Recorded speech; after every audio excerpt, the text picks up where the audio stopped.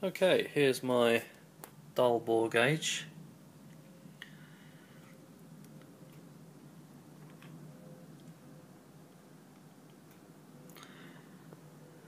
I've chosen to use the 80mm and the 4mm spacer because I'm going to be measuring a bore size of 84.4.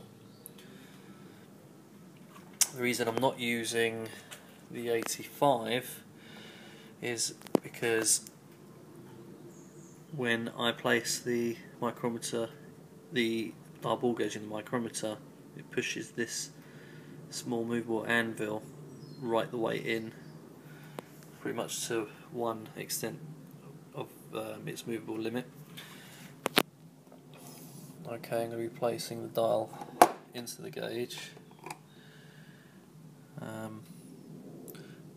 What I'm going to be aiming to do is just pushing it in enough to get the small needle up to the just at the 0 mark.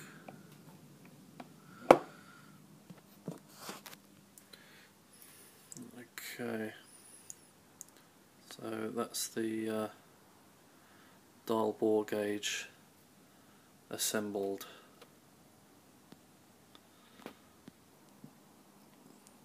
Okay, so what you're looking at here is the micrometer,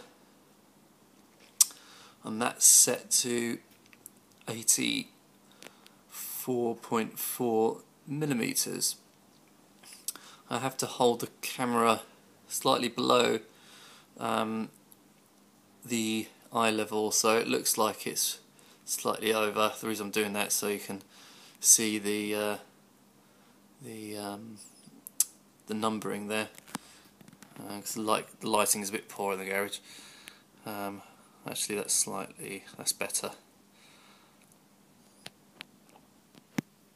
Okay, so I'm going to attempt to show you the zeroed bore gauge in a moment. Okay, this is the really tricky bit where I try to show you the 0 point on the bore gauge with one hand. You can see if I move it, it peaks at 0 there, so it should be zeroed at 84.4.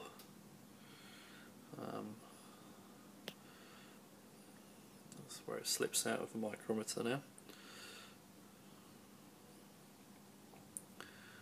This is very tricky with one hand.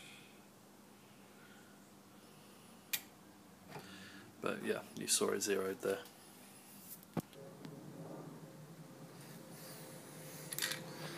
Okay, so let's get the camera the right way. So we've got the bore gauge in cylinder 1, and the piston's probably around halfway up. All the pistons are about the same height in each cylinder. What I'm going to attempt to do is rock the bore gauge back and forth until I see the highest deflection on the bore gauge. And you can see it. Just need to focus this.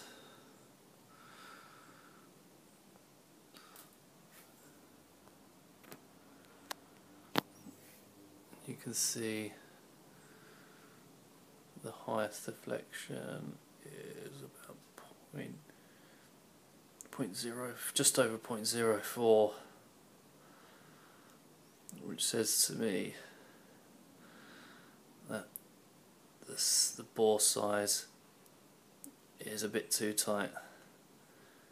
It's just over 0.04 too tight.